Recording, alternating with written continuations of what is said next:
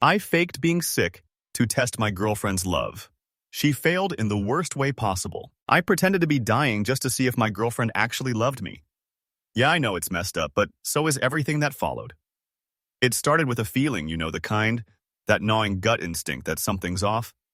She wasn't cruel. She didn't cheat. She didn't even raise her voice, but there was a distance, a quiet sort of emptiness in how she looked at me, like I was someone she used to love, like I was a place she'd already packed her bags to leave, so I tested her. I told her I'd been to the doctor, that something wasn't right, that they were running more tests. I made it vague enough to be believable, but serious enough to see how she'd react. I wanted to know if she'd stay because she wanted to, or because she had to. At first, she was concerned. She Googled symptoms, asked questions, held my hand at night. But over time, something shifted.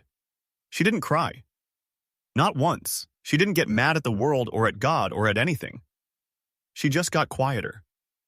Numb. Like she was bracing for something inevitable, or maybe just going through the motions. I thought maybe she was in shock. Then came the night that shattered everything. I was lying in bed pretending to sleep when I heard her whispering on the phone in the kitchen.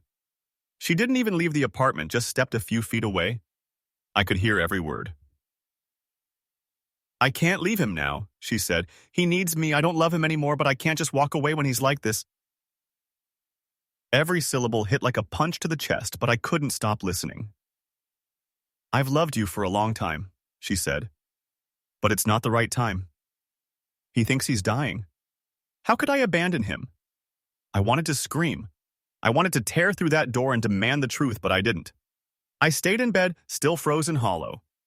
She came to bed an hour later, curled up next to me like everything was fine. Like she hadn't just stabbed me in the heart with her words. The next morning, I said nothing. I kept the lie going, because now I had to know how deep the betrayal went.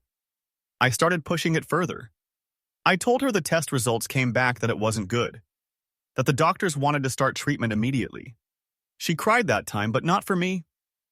For herself, for her own guilt, she started staying out later. Errands, work. I need some time to think. All the classic signs. I stopped eating.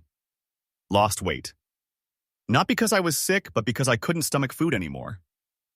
I couldn't stomach her. One night she came home with red eyes and smelling like cologne that wasn't mine. She knelt by the couch, took my hand and said, "I'll always be here for you, no matter what." It was the first time I ever wanted to die. That night I wrote her a letter. I told her I wasn't sick, that it was all a lie, that I needed to know the truth. And now I did.